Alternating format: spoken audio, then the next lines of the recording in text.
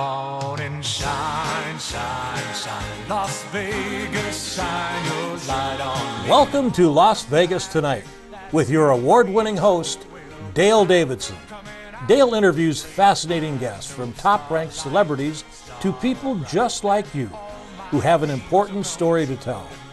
For more than 15 years, Dale has broadcast every week from the fabulous Las Vegas Strip.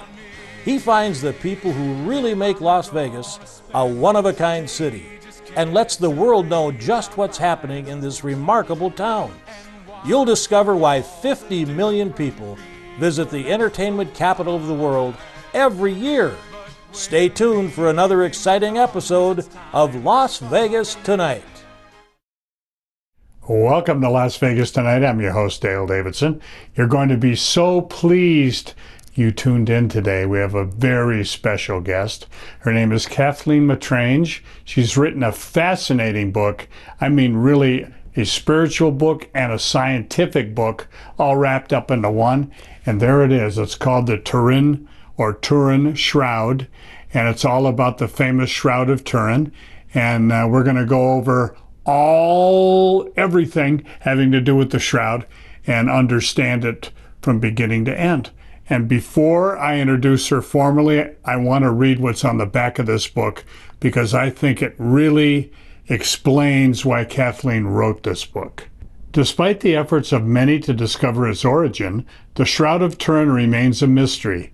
It is the most studied artifact in the history of scientific inquiry, and after 150,000 hours of international scientific investigation by researchers of varying disciplines, the silence is deafening.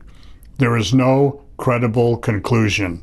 For anyone with eyes to see and ears to hear, the Shroud of Turin is the inexplicable and unreproducible imprint of Jesus Christ's miraculous death and resurrection. Unexplained by science, it speaks of a supernatural reality and an otherworldly dimension. It whispers that our place in heaven might truly be secure if only we would believe. And believe me, you're really going to be fascinated by Kathleen and her book. Thanks for coming. And thank you so much for I appreciate having me, it. Dale. Yeah. Let me just spend a couple of minutes on Kathleen and your background. You grew up in Europe? Yes. Tell us a little. Italy. In Italy, Yes. yeah. I came here when I was 30. Yeah. You speak how many languages? Well, some. And I know ancient languages also. So Wow. I guess She is so smart, by the way. well, Speaks at least 5 languages and is Well, I can an artist. You were a understand. professional artist? yes, I was a professional portrait painter and muralist, and I bought and sold old master paintings at auction. Wow. And so paintings have been part of my life. I come from an artistic family, actually, a family of portrait painters. Oh, really? Yes. I did not know that about you. I actually sort of forgot. So, so I think That's- about it all the time. But, Oh, that's neat. That's neat. but I really don't consider art as the only thing that matters to me. Yes. I think yes. Jesus is really the thing that matters to me most. The most. Yes. Obviously, when you came to reading and studying and learning and going to various learning centers about the Turin Shroud, you were clearly fascinated by what it means for belief, for as far as belief in Jesus is concerned. It's interesting. Yeah. I'm from an atheistic family, but my father was a scientist. I'm not a scientist, but I understand the language because I grew up with it. Right.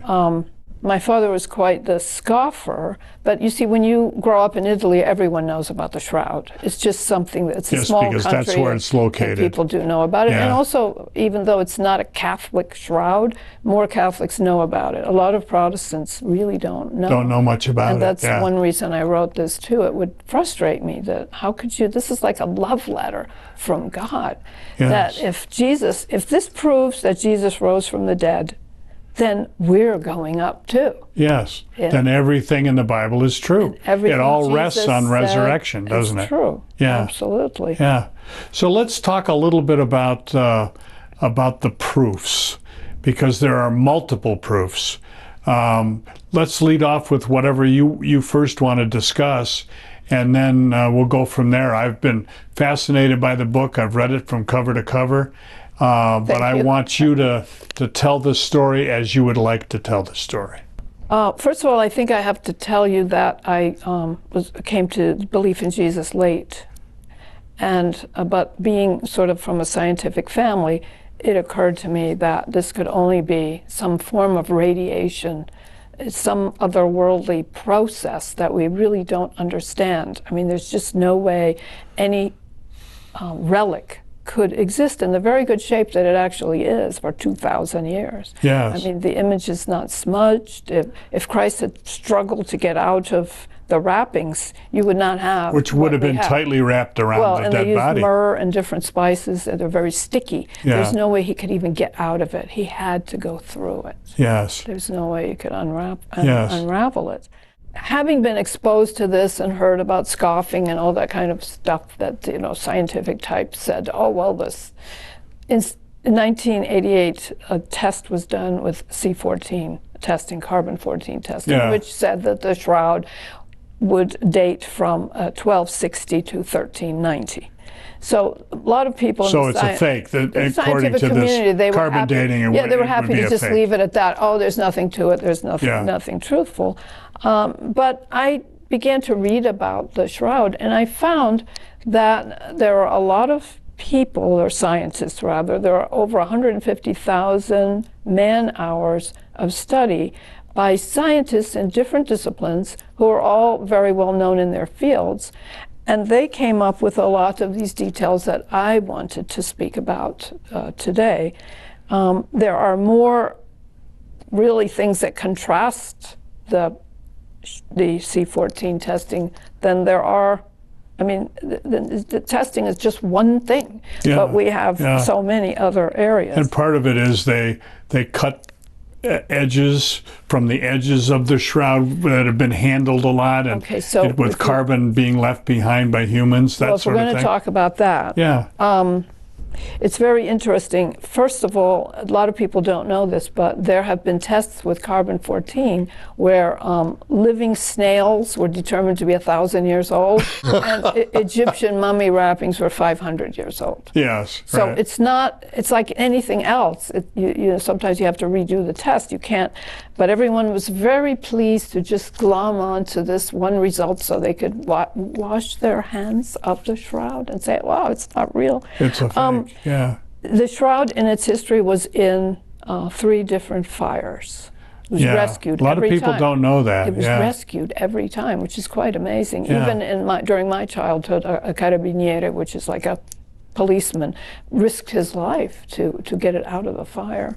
Wow. And then through its history, on holy occasions, they would have what they call ostentations. People would go around a church and they would hold it for everyone to see it. Right. And so people were touching it and putting things, their hands on it. And there's a scientist in Texas, his name is Garza Valdez, and he found that on the older the statue, that they would have, he called it a bioplastic film.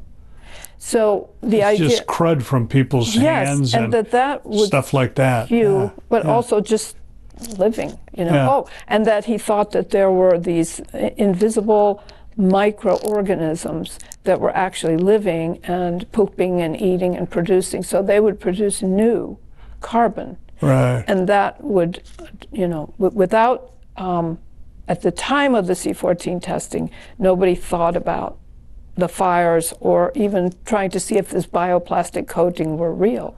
Right. He was able to get a few of the threads from Ray Rogers, who was one of the, in 1977, a whole bunch of scientists and experts in many things went to Turin, and they established the STURP, the Shroud of Turin Research Project. A bunch of experts. They were all photographers, scientists. They were different NASA. There were 3 of them were NASA scientists. Right.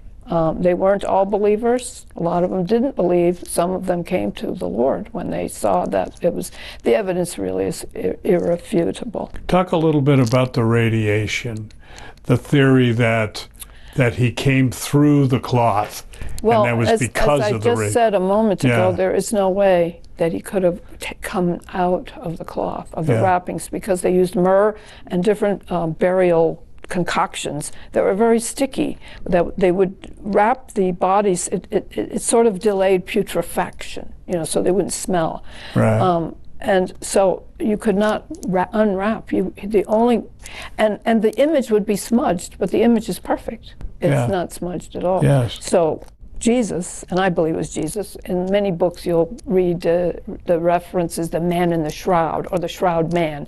But yes, the shroud man, whoever he was, I believe it was Jesus, had to somehow dematerialize and then Right. go through the wrappings and come out on the other side. And that is what people have been trying to figure out. What constituted this process of dematerialization? And different dimensionality. So, and there Yeah. are different dimensions. The shroud does look like an X-ray. Interestingly enough, you see an image which you can't really understand. It looks like red, sort Yeah. of an outline. In, 1888, Secondo Pia, who was one of the earliest people who worked in photography, he had a dark room, and he took a picture of the shroud, and he came up with this. Instead of a regular positive image, this is actually referred to as the pseudo-positive.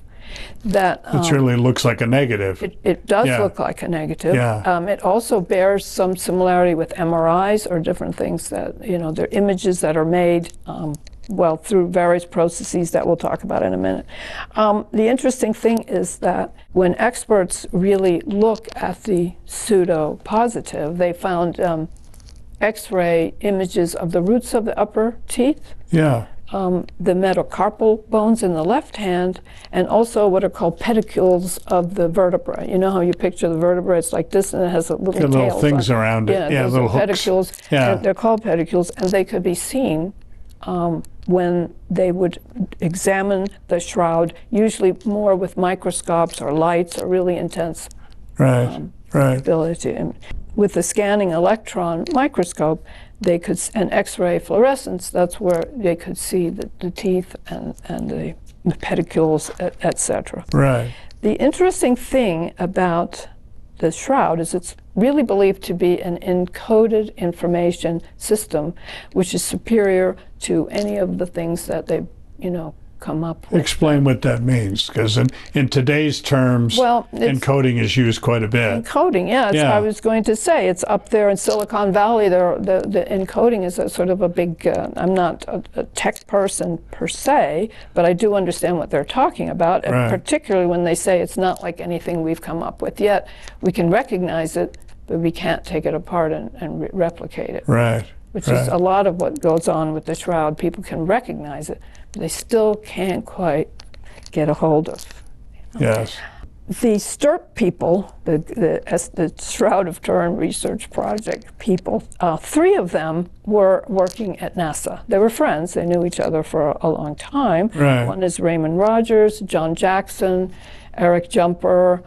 Barry Schwartz knew them very well. He went to Turin as a photographer. Right. He recently died. He helped me quite a bit with some of the Oh, did he? photographs and different Oh, okay. yeah. Anyway, NASA uses 2 instruments which are very interesting, a VP8 image analyzer and a microdensitometer. The VP8 image analyzer takes light intensity and can translate it into vertical relief. The NASA scientists, when they take a photograph of the moon or Mars, they can plot the highs and the lows so they know what they're looking at. If they take a photograph and put it under a VP8 image analyzer or under the microdensitometer, and both reveal body cloth distance to light energy, they were amazed that the image, that the shroud came up 3D. Yes. And it you're looks going to be 3D. showing that. It Yeah. absolutely is Yeah. three-dimensional, the body, the face, everything. And yet, looking under a microscopy, there are also flowers and different things on the shroud, but they do not have three-dimensional, there's no distance information, so they have no three-dimensional property. Wow. And that's pretty incredible. Yes. That only the body. Only the image only itself of the image, body. Right. Yeah. Because he's divine. Yes. He's special. And the interesting thing that I read in your book is there is nothing behind the bloodstains. That's right. And there would be normally, right? I mean, well, as a if you were painter, taking a picture I couldn't of a body. figure out how you could do that. In other words, the blood stains were laid down before the image, so the image is on top of the blood stains. So that shows that he got into the wrapping, died, was dead. He bled, and then at the moment of resurrection, he was out and he left everything behind. Yeah, yeah. And they say in later parts of your book, the shroud is a complete encasing of what his body would have looked like. Because it's not pulled away, not smeared, not just out he came. Well, as a matter of fact, in I can never remember the exact verse, but in John, it says that John looked and saw what he saw and believed, and that's because he saw that actually what he probably would have seen is almost like a sculpture of Jesus laying there, not Jesus, but his burial wrappings just laying right there. Yeah. So he saw how it was left, and he believed. Yeah, isn't that phenomenal? And people read that verse and they don't really know what that means. What did he see? What do you mean he saw when he believed? He saw the empty tomb when he believed? That's right. Well, he saw a little bit, maybe more, when he saw these wrappings that looked like a poof, like collapsed kind of a. Yeah, that's right. Kathleen, we need to take a brief break. Absolutely. And we're going to come back in our second segment, get more in depth about how the shroud proves itself, and it's crucial for you to understand all of that. We'll be back with Kathleen right after this.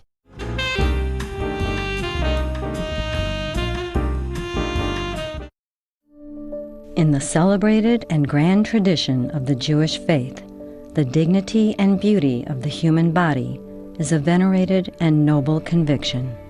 So honorable, in fact, that at the time of death, it is the Jewish custom to bury the dead in the finest of linen. A burial shroud, often called a winding sheet, so well made and crafted that in the eyes of Almighty God, it would be a worthy and suitable garment to enter into the kingdom of heaven.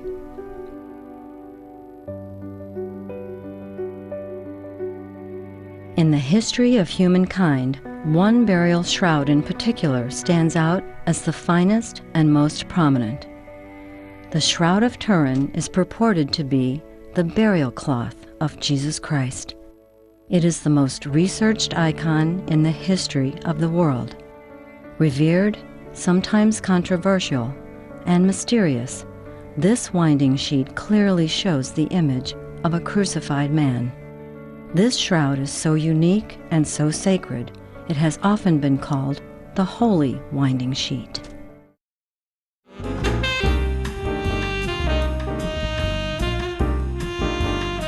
Welcome back to Las Vegas Tonight. I'm your host, Dale Davidson. Kathleen Matrange has been fascinating, and we're so glad she's with us.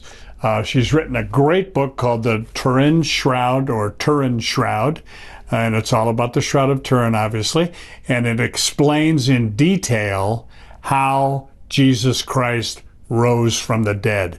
And believe me, could anything be more important? We are actually, by happy coincidence, divine coincidence, we're recording today on Good Friday. Good Friday. And how appropriate is that? Good Friday. Yeah. Yes, and we just mentioned John seeing the burial. Yeah. Burial Isn't that shroud, fascinating? Chapter 8 covers the blood on the shroud. There are those who claim that the shroud is a fake and it was paint. paint and all of that. But you have proven, or you have followed the people who have proven, that indeed blood is on the shroud, a particular kind of blood, which is important as well. Well, before I say that, I want to say we are saved by the blood of Jesus Christ. Yes, indeed. Our sins are covered by the blood. And I think the blood as a subject is pretty important. It's interesting. Oh, sure it is. Sure. It's important. Well, as we said, there are no The image is on top of the blood stains. They're chemical, what they call chemical signatures for real blood. So doctors and scientists that look at blood under a microscope will see these elements. I told you that it's AB blood. Yes. It's very interesting that today in the population of Israel, 18% of residents have AB blood. Which is fairly rare, right? It is fairly rare. Right. But the interesting thing is that in the first century archaeological dig at En Gedi in Israel found that 50.9% of the Israelis had AB blood in the first century. So that's kind of... That's really good odds that whoever was in the shroud... That makes you think that whoever was there in the first century. Yes. He's definitely Jewish, and he was there in the first century, and he was living in and around Jerusalem. Right, right. Positive demonstration of human bile pigments. There is hemoglobin, which is a protein that carries oxygen. Right. Porphyrin is a protein that makes up the blood color. Right. There is significant presence of hemochromogen. Hemochromogen is corrupted and diseased hemoglobin. What does that mean? It means that normally it will show up like a CSI and forensic things. It will show up in the blood that shows that the victim or the bearer of this blood was in a violent incident of some sort. There's also high levels of a liver enzyme, which is bilirubin and biliverdin. Both of those, in forensics, show that the victim died a violent death. Yes. A very violent death. And the blood is very red, and that's another symptom, right? Well, yes. As a matter of fact, Barry Schwartz, the photographer that I was telling you about, recently deceased, when he went to Turin and saw this blood and how red it was, he thought, oh, that has to be paint. But the instruments that I told you about, the VP8 analyzer and the microdensitometer, both would have revealed paint as paint. Right, They sure. reveal it as Sure. Then there's no paint on that shroud, not a single drop. There is no paint. As a matter of fact, 27 different solvents, including water, failed to even diminish at all the image. They did not make a dent. Well, it's soft to make a dent, but amazing. And bleach did not bleach it. Amazing. So it's like God put it in there, and it's staying. It's staying forever. It's staying. Yeah. And it's interesting because the material itself has been described as being very flexible, like a T-shirt. Yeah. T-shirt after 2,000 years. Yeah. Joseph of Arimathea was the one that provided the shroud for the burial, and he was a wealthy man, and they say it was really good cloth. It was excellent cloth, and that's something that's interesting too, that in the first century, very fancy, wealthy people, they did not want seams in their garments. Right. So things were done on a large loom, right, and they were also bleached before, you know, putting the final dye and everything on. Right. Whereas in the Middle Ages, the loom size was much smaller. People didn't mind having seams, and all the coloration would happen after the weaving, the looming. Oh, okay, okay. Yeah. So right there. Another good example of why it was not done. There's this very famous Swiss textile experts in ancient textiles, and she has studied the Masada, all the things taken from Masada, all the relics, etc. And so she has wiped out by the Romans. Right, and that was a battle that took place in the first century in the 770 something or other. Yeah. And she has stated that the shroud is very similar to those first century textiles that she has examined. So clearly a first century relic. So there's another thing. There's an antigen, MNS antigen. The MN antigen is in all primates, and in humans, the MNS antigen. Antigens control a lot of bodily functions. Right. Then also, there are edges of the wounds that show separation from plasma. So blood, serum, and plasma. Right. I don't know how a medieval forger would be able to do anything like this. I wouldn't have any idea.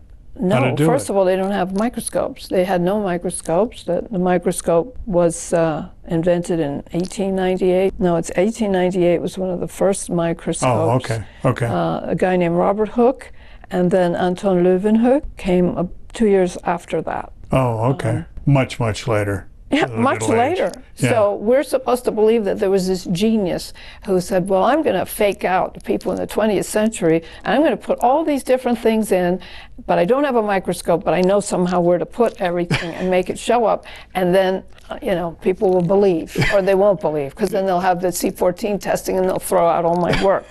So, I mean, generally, like, if we look at Da Vinci, he's such a genius, he has all kinds of notes. We have to know if this person, this genius existed. He hasn't left any notes or anything. Yeah, there were those who thought it could have been Leonardo da Vinci, yes, but they he wanted came to say much that. later after Well, the he was time. 100 years later, and Yeah. he would have had to beat his own face in to get it to work right. Or he would have been killing people like a serial killer. Yeah. Because it's a real human body that's the only way it would work, to Yeah. make a copy. Yeah. Yeah. Wow. Because in my book, I do talk about different people who tried to replicate the shroud using red paint powder and all kinds of different things, and it Animal really doesn't. blood and other things. Well, macroscopically, it looks like the shroud, but they don't ever approach the microscopic level of findings or the real blood on the shroud, human blood. They never try to do that in their experiments, and then they stand back and say, "Look, I made a shroud." Yeah. And most of the people go, yeah, that looks like a shroud. All the people that don't want to believe go, yeah, heck yeah, that really looks like a shroud. Yeah, yeah. All right, so another interesting thing is that on the shroud, all the wounds of the biblical narration are featured. That's very So, interesting, yeah. So you have the crown of thorns, you have the side that pierced. That's where the blood is. Well, yes. But you can see wounds. See the wounds. You can actually see the flogging. When I went, there was a shroud study center in Southern California, and it's been moved to a Catholic retreat now. But they had large blown-up photographs, life-size, and actually you can see the back of Jesus with all the flogging. You can see all that. Yeah. Also, I found it very interesting. Jesus had a ponytail that was wrapped. And I read that first century rabbis did that. Oh, really? That was their custom of how they wore their hair. That makes sense. That makes sense. So that yeah. means he was a rabbi. Yeah, yeah. So you see the flogging, you see the pierced hands and feet, you see the side wound, and you see the crown of thorns. And the drips of the blood from the crown yes. of thorns I saw pictures of too. And I think I didn't quite mention that the NIH and Catholic News reported a study from an Italian from Bari. His name is Albino Carlino, and he found that there were these nanoparticles in the blood, and they had high levels of creatine and ferritin, and according to him, because he's a forensic researcher, he said that that will occur when a victim has undergone blunt force trauma. And he certainly had that Oh my goodness. in a major way. Major way. Yeah. Yeah. You know, in the flogging, I read in your book that, yeah, he had 39 stripes. However, there were three different strips of leather on each one of those stripes, and it plus It was like a cat o' nine tails. cat o' nine tails. Right, Yeah, exactly. yeah, with balls or some kind of iron. Plumeria, the Yeah. little Tore lead, the skin and right they were off lead. his back. Yes, Yeah. tore it right off. Wow. Terrible. And so I was able to see that. Granted, actually, even if I had gone to Turin, I don't think I would have been able to see the back. the photographs enlarged to that size. I'm not really sure. Yeah. Okay, so there's something, this really has fascinated me. If you look at the picture that looks like an X-ray, it also has some features of MRI, images. Right. MRI uses hydrogen molecules, which actually are compatible with human fat. They are magnetic, and they are placed. The MRI machine is a magnetic field, so the Two giant magnets, really. the molecules of hydrogen are placed in a magnetic field. They absorb the energy, and then they resonate, and then they emit radio waves. Wow. Okay, and the machine picks that up, and that's how that image is made. Now, there's an emerging science of wave genetics. Well, first of all, I have to say, what is a photon? A photon is a basic element in physics of light. Right. It's called a a quantum of photoelectromagnetic energy.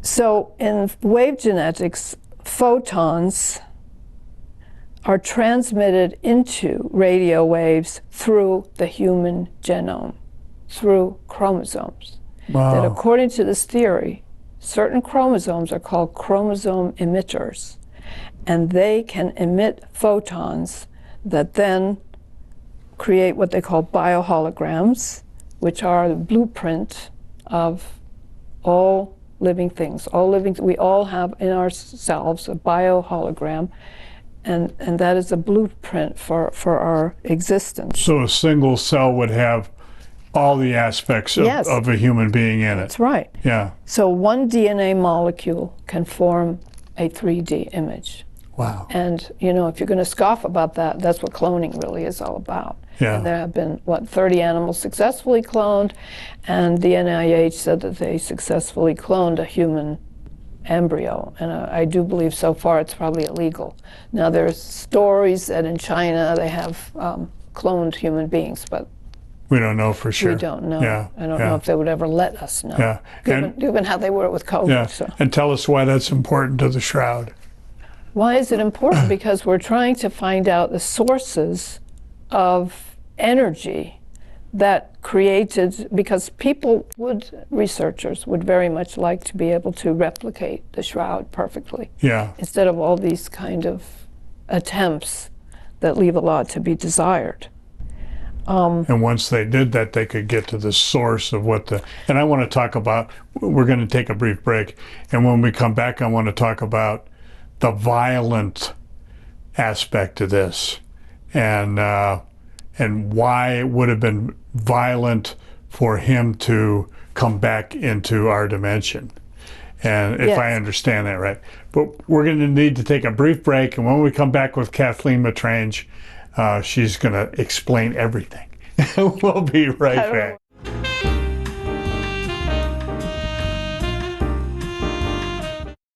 The Shroud of Turin. The burial cloth, often known as a winding sheet, asserted to be the burial shroud of Jesus Christ. The Cathedral of St. John the Baptist in Turin, Italy, has housed the shroud since 1578. The faint image of the shroud clearly shows the figure of a crucified man. Virtually every piece of evidence points to one conclusion. The man in the shroud is Jesus Christ, who died and rose from the dead. Whether or not the shroud did, in fact, wrap the dead body of Jesus Christ, this is what we do know. The cloth is 14 feet long and 3.5 feet wide. It is made of hand-twisted flax. The man in the shroud is 5 feet 10 inches tall. There are nail wounds in his wrists. His thumbs are not visible. 2 nail wounds penetrate his feet. His legs are not broken. 120 whip marks cover his body from his neck to his ankles. His head is covered with puncture wounds. There is a wound in his side which occurred after his death. There is no trace of paint, ink, dye, or pigment on the cloth, but scientific tests show the presence of human blood, type AB, caused by the actual wounds.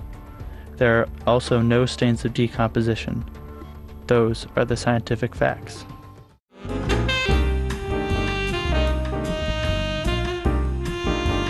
Welcome back to Las Vegas Tonight. I'm your host, Dale Davidson. We've been fascinated by Kathleen Matrange and her wonderful book, The Turin Shroud, right here. And we encourage you to buy this. Where can we get it, by the way? Is it in... It's online, Amazon. Amazon has Barnes it, and yeah. Noble, Thrift Books. Oh, okay, great. great. It's really worth your while. It's a fascinating read. So you mentioned, and there's a long discussion, a good discussion on event horizons in your book. Explain to us what that is and why that's important to validating the shroud. Principally, an event horizon, this is a theoretical physics sort of terminology and idea. It's kind of like a nebulae that surrounds a black hole. Okay. So if you think of clouds, how you can kind of go through. Elizabeth Picsek, she's now deceased, she was a physicist and also a sacred artist. Oh, okay. And so she too did not believe it could be a painting.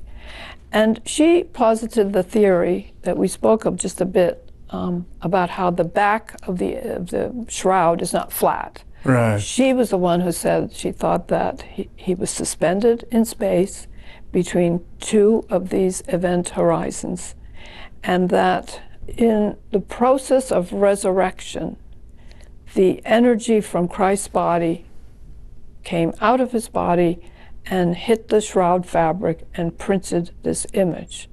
And you have to picture that you see anything passing through the event horizon is not visible to the viewer. Time slows. Everything appears to freeze in place. Yes.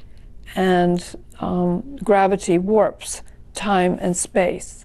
So if you think of Jesus being frozen in time, hovering in this way with this blast of irradiative light and energy, very much would you say, an explosion of matter and antimatter, like the Big Bang.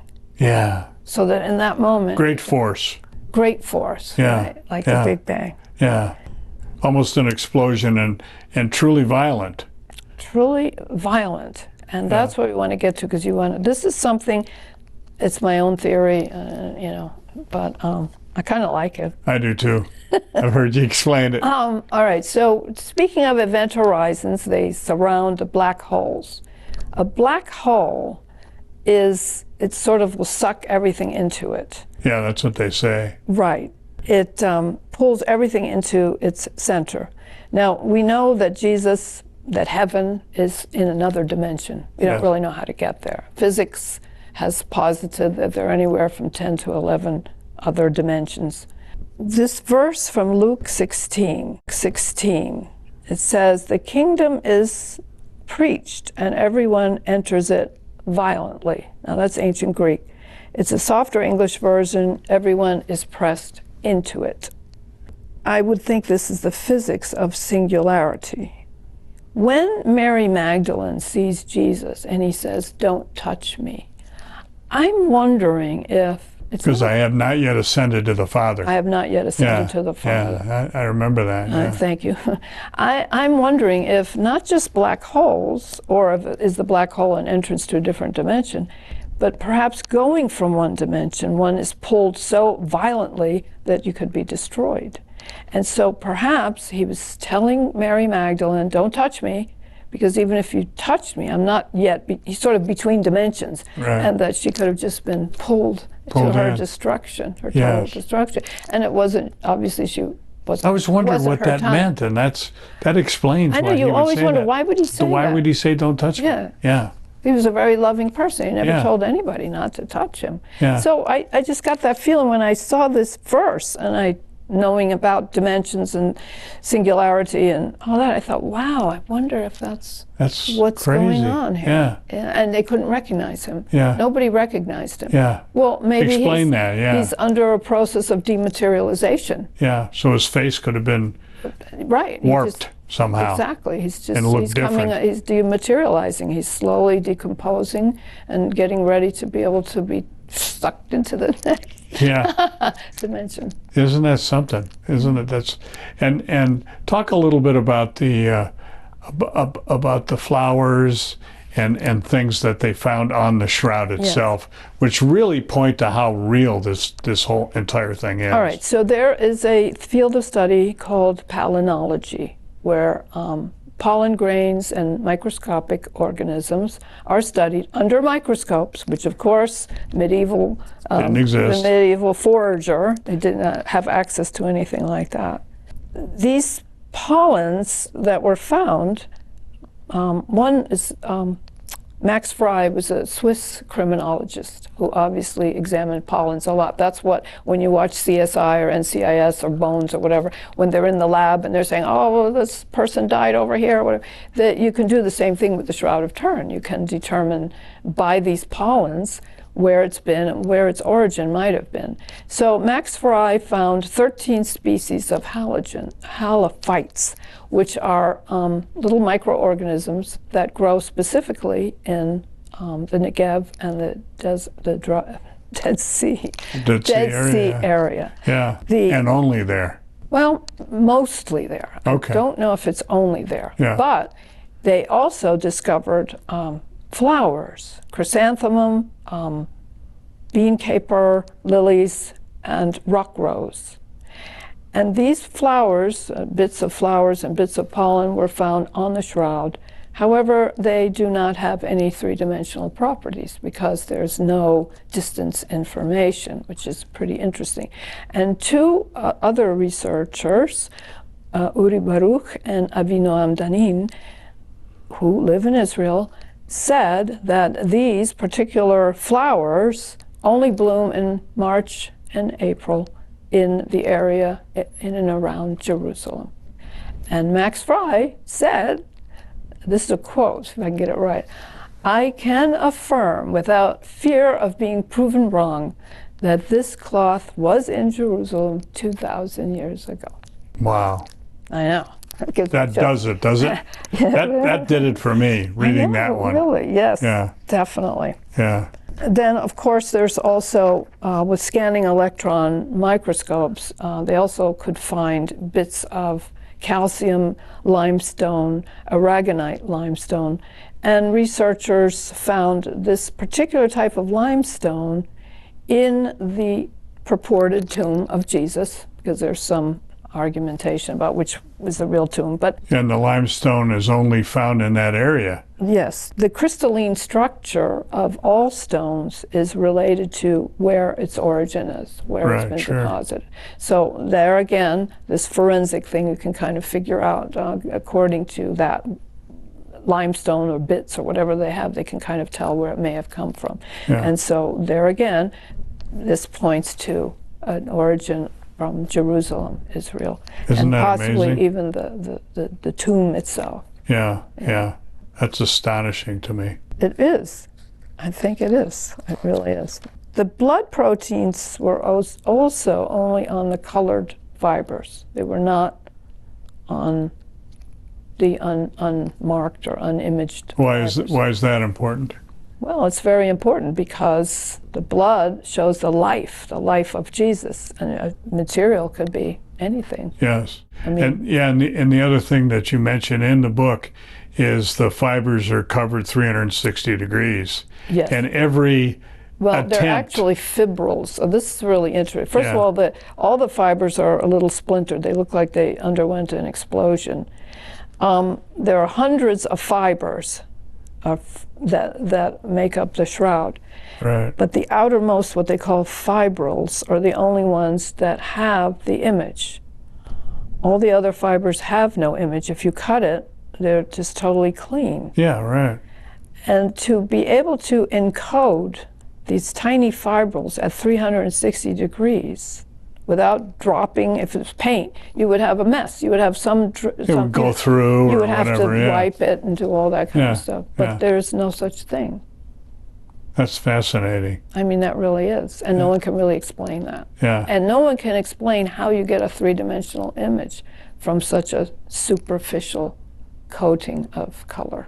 That's amazing.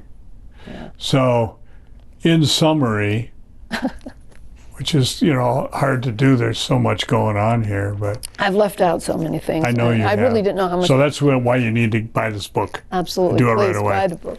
Yeah, but you would say this is definitely the burial shroud of I Jesus believe Christ. that. And Yes. many other people do believe that. Yes. Yes. and there's plenty of proof for that assertion. Well, there are plenty of head scratchers. You know, Yeah. the scoffers would say, well, that's not true proof, but there are so many things that point to there's no natural. I spoke to a scientist once, and he said, well, we can't find a natural explanation. And I said, yeah, because it's supernatural. It is. You say it well. You say it well. Supernatural. Yeah, and you know, I never understood until I read your book the whole thing about singularity and the whole thing about the body being suspended, and then having the ability to fire right through into the next dimension, and that would explain the imprint. It's a burn mark in effect. That would explain why it is, but it's not a true scorch, because that had to be ruled out when people were talking about paint and scorch marks and different things that could have it's just an imprint, you know, clearly showing him. Something from another world. It isn't there. We don't have the technique or the materials to repeat this image. We really can't. And you mentioned that when you talk about the light from within.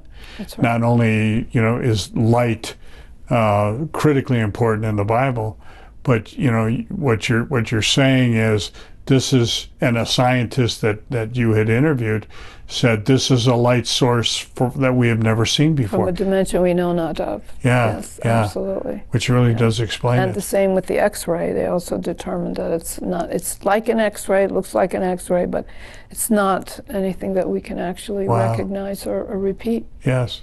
So I encourage everybody to buy the book, The Turin Shroud, and it's by Kathleen Matrange. And Kathleen, I'm going to ask you, I warned you I was going to do this to you.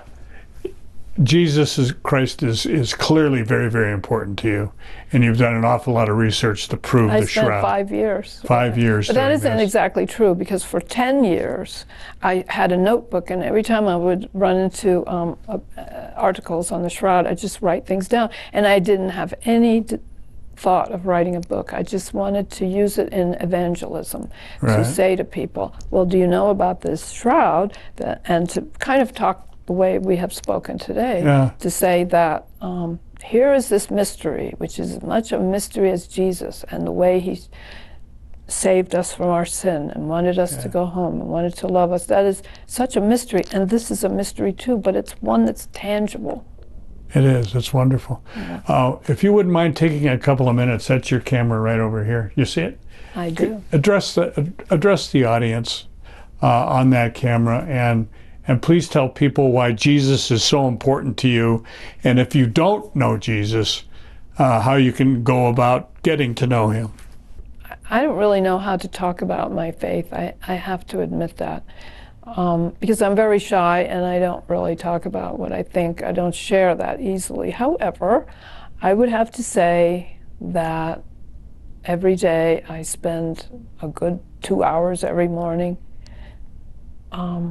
meditating, to be with Jesus. There's an amazing, I came to Christ late in life. I was 47. So I know what it's like without him, and I know what it's like with him. And with him is much better. My whole life changed. I was definitely on a path of self-destruction. I didn't really have any reason to live, and I hated people. I didn't like anybody. And then when Jesus first loved, don't they say we love him because he first loved us? That's when I began to love people, despite all the things that bothered me about them before. And I think that was definitely the Holy Spirit. As a matter of fact, to write this book, half the time I was in a trance. That's why I had to write notes. I couldn't really tell you how I wrote this book. It's the first and only book I'll probably ever write.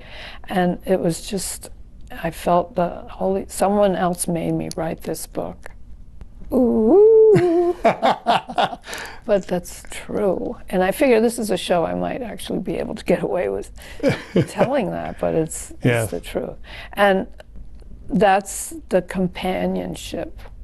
That's the love and the direction that you can't have if you don't have Jesus. So I don't know how to tell you.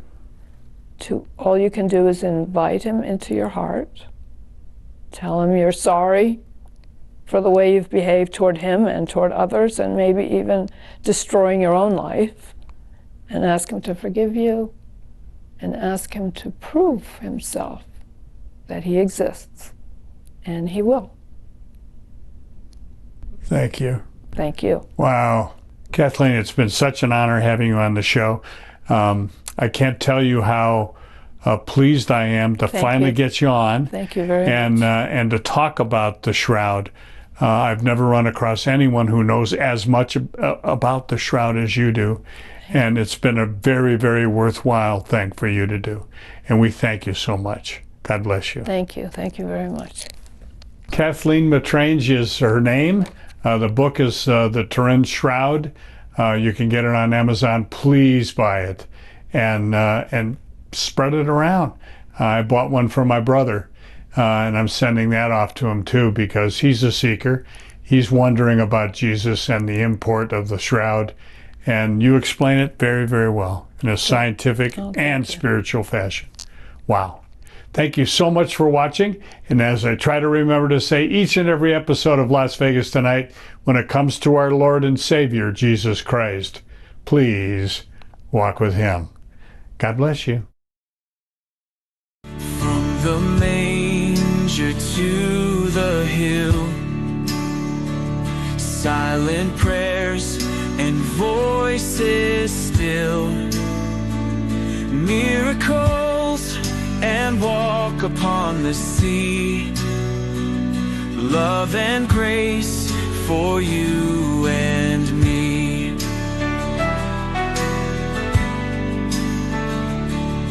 Hosanna in the highest sound, Alleluia, hearts unbound, light that shines from dusk to dawn. He's the Savior, the chosen one.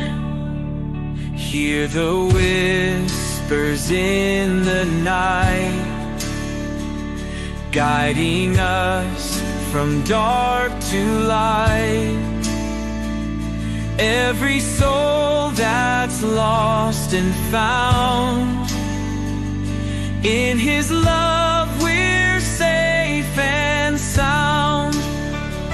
Shalom echoes through the ages, turning over sacred pages.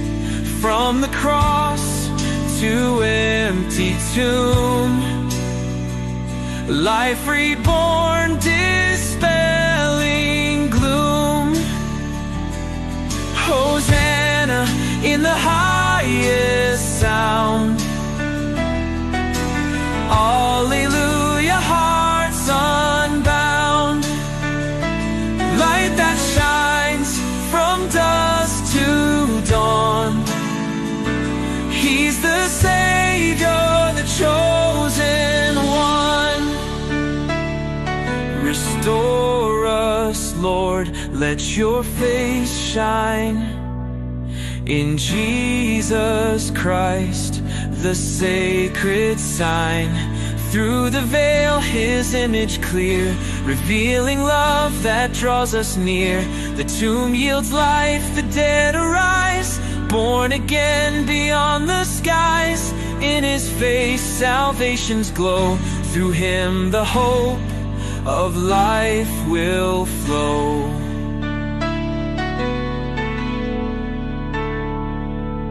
Hosanna in the highest sound, Alleluia, hearts unbound, light that shines from dusk to dawn. He's the Savior, the chosen one.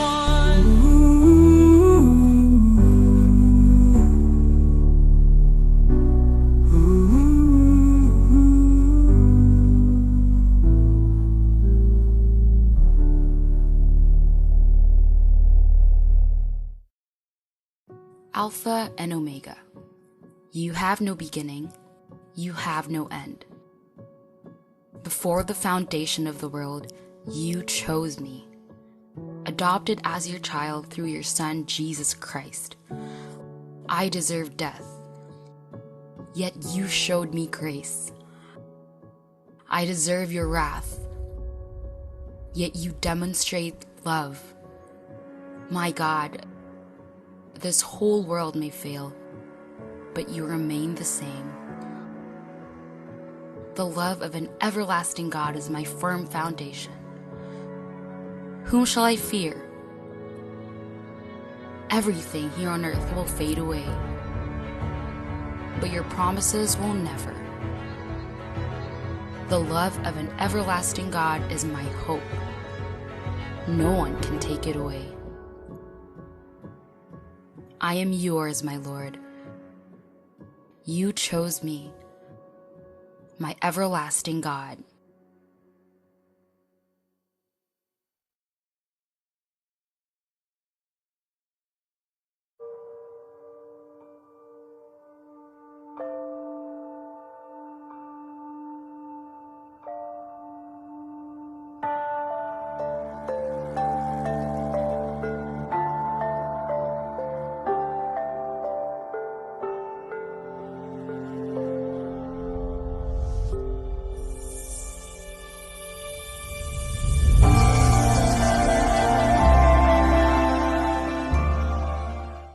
The Lord has made it possible for our show, Las Vegas Tonight, to thrive.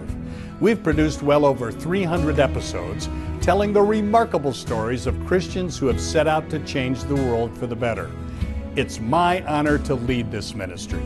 As the founder of Dale Wynne Davidson Ministries, I'm commanded to be a good steward of all the donations our partners have so generously provided to us.